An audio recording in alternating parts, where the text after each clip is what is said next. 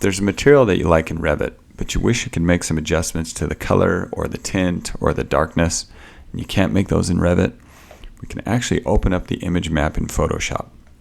And I'm going to demonstrate how to do that with my bathroom material here.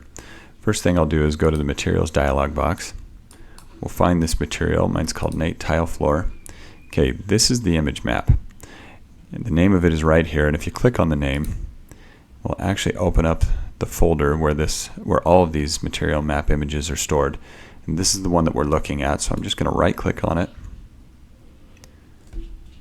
And we'll do an open with. You have to be using a computer that actually has Photoshop installed in order for this to work. But I'm going to find Photoshop, and I'm going to open up that image map in Photoshop. Once we're there, we can go to the adjustment options, and at this point it's really just playing around and finding something that will work. I always like to start with levels, and I'm going to pull this over. It is lightening it up. It's kind of making it a little bit too bright, and if I use this slider here in the middle, you can see I'm taking out some of that oversaturation of color, and I'm really liking where that's ending up. So this is what I wanted to do with it. Some of the other ones that you might try: color balance and vibrance. So this would let me turn up the saturation or turn it down, so I'm getting more or less pigment in there. And I kind of like it grayed out just a little bit, so I think that's a good one too. If you want to see what it was before you used an adjustment layer, just come down here to the layers and turn it on or off. Okay, I won't need to do this necessarily on this one, but you could always go into the exposure and brighten something up. Mine's already looking plenty bright, so that's not going to work. So I'm going to get rid of that adjustment. And then hue and saturation. This is a good one too, especially if you think, gosh, I want it to be a slightly different color. And this is not an easy thing to do, but you would just slide these around until you figure out, maybe that's more in the tonal range that you were looking for. You can always do a brightness and darkness here with this one too. And yeah, of course I don't like that.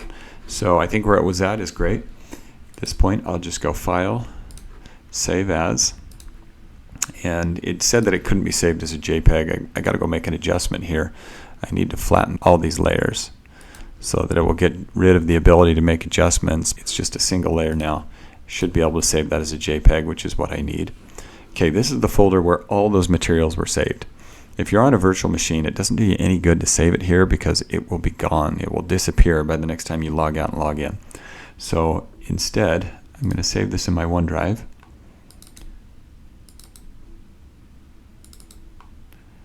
Wherever your project is stored, that's probably where this one ought to go. And this is ceramic wood color. I'll just click Save. And then we've got to go back into Revit. And here where it's looking for the original picture, we're just going to reroute it.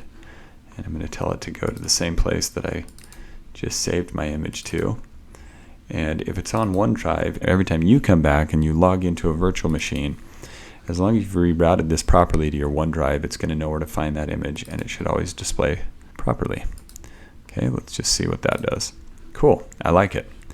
And I could do the same thing here. I could make this more gray. I kind of wanted that originally. The last thing I should mention is that you can even go to a website and find a picture that you like, and you can use that as your material map.